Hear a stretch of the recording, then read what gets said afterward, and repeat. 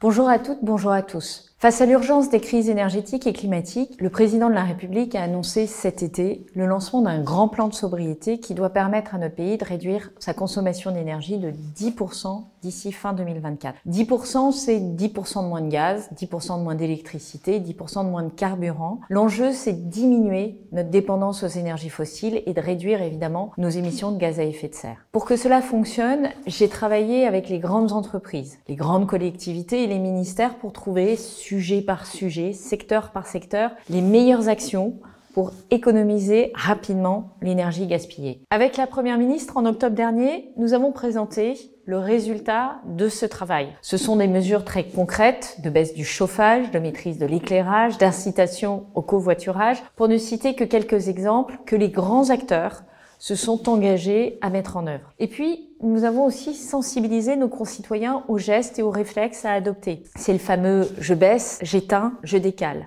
Et ça a marché puisque aujourd'hui, alors que l'hiver touche bientôt à sa fin, les chiffres le montrent. Nos efforts ont payé, le plan fonctionne. Grâce à la mobilisation générale, nous avons baissé de 10% notre consommation d'électricité et de gaz cet hiver. Et je veux dire qu'évidemment, cette baisse est corrigée de l'effet météo et qu'on l'observe partout, y compris chez nos concitoyens qui bénéficiaient du bouclier tarifaire. Et ça, c'est une très bonne nouvelle. D'abord, parce que ça nous a permis de passer l'hiver sans coupure. Il faut savoir que ces économies, c'est l'équivalent de 7 réacteurs nucléaires en électricité. Ensuite, parce que ça nous a permis d'utiliser moins de charbon qu'en 2021. Et ça, c'était pas gagné. On a produit avec du charbon 0,6% seulement de notre production d'électricité. Et donc, ça permet de limiter nos émissions de gaz à effet de serre. En 2023, nous allons continuer. Les experts sont très clairs. Pour atteindre la neutralité carbone d'ici 2050, nous devons impérativement réduire notre consommation d'énergie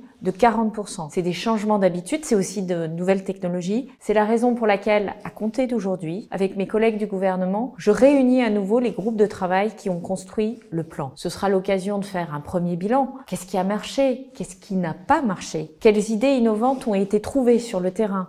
Et est-ce que ces idées peuvent être généralisées partout? Comment s'assurer surtout que ces économies durent? Et puis, comment aller plus loin? Voilà ce sur quoi je vais travailler dans les prochaines semaines pour bâtir l'acte 2 du plan de sobriété et poursuivre notre mobilisation en faveur du climat. Alors je vous dis à bientôt pour vous donner des nouvelles du plan.